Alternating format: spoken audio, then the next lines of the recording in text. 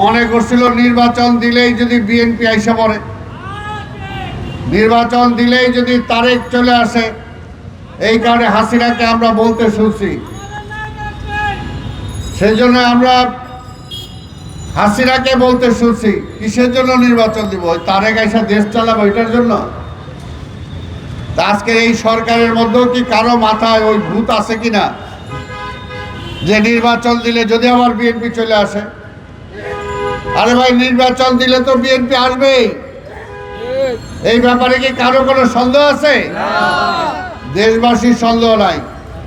আর যদি আপনারা বিএনপি ঠেকানোর মতো কিছু চিন্তা করেন, তাহলে তো আপনাদের চিন্তা ভাবনা অন্য কিছু আছে মনে হবে।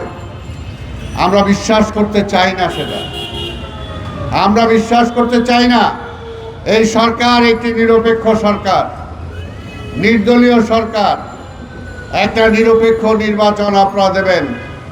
জনগণ কাকে ভোট দিবে সেটা জনগণের ব্যাপার, সেটা আপনারা নির্ধারণ করার কেউ না, আপনার চিন্তা ভাবনা করারও কেউ না। আপনাদের পিছন থেকে যদি কেউ বলে যে ভোট দিলে এখনই যদি ভোট দাও বিএনপি চলে আসবে, তাহলে তারা বুঝবেন যে তারা হলো ফ্যাসিবাদের দোসর। তারা ফ্যাসিবাদকে ফিরে আনতে চায়, তারা দেশে আরেকটা অরাজকতা সৃষ্টি করতে চায়। আর বিএনপির পক্ষ থেকে আমরা বলতে চাই, বিএনপি ক্ষমতায় বিশ্বাস করে না। বিএনপি জনগণকে জনগণের হাতে জনগণের ক্ষমতা ফিরিয়ে দেওয়াতে বিশ্বাস করে।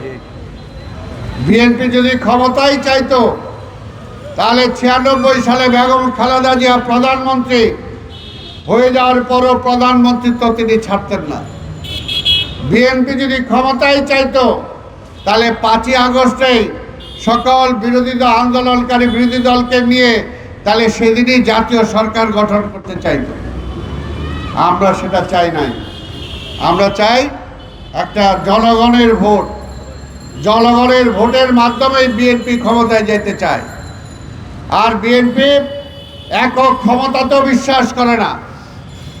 আমাদের নেতা দেশনায়ক তারেক রহমান বলেছেন, আমরা যদি নির্বাচিত হই তাহলে আন্দোলনকারী সকল দলকে নিয়ে আমরা জাতীয় সরকার গঠন করব। কাজে বিএনপির ক্ষমতার লোভ নাই।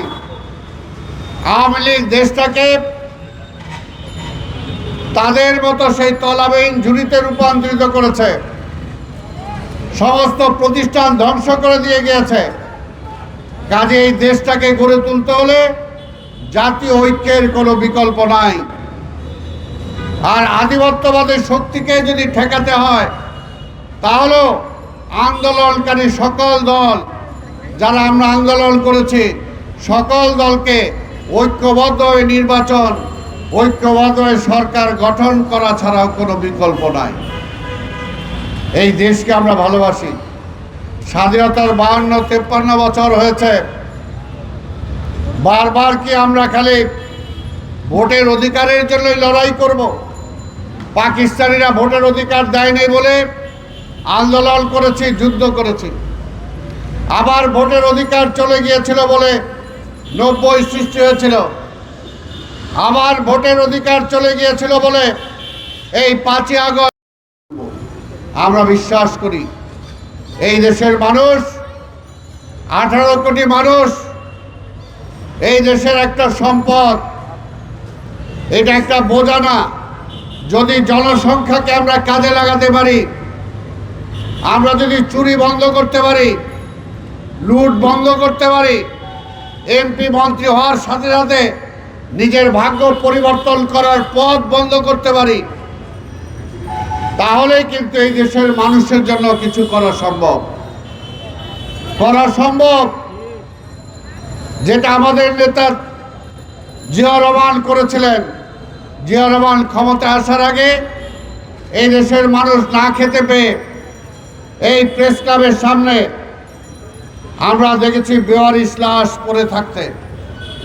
আমরা দেখেছি এই সচিবালয়ের সামনে, এই হোটেলগুলোর সামনে এইখানে করেছে এই আওয়ামী লীগের আমলে।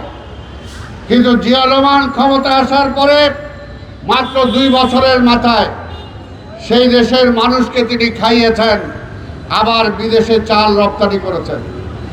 জিয়া রহমান আসার আগে জনসংখ্যা একটা বোঝা ছিল, কিন্তু জিয়া রহমান এসে এই জনসংখ্যাকে জনসম্পদে রূপান্তরিত করেছেন।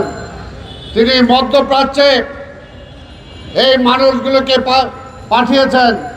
সারা পৃথিবীতে বাঙালিরা বিভিন্ন জায়গায় গিয়েছে এবং আজকেও বাংলাদেশটা যে চলে দুইটা সোর্সের উপরে।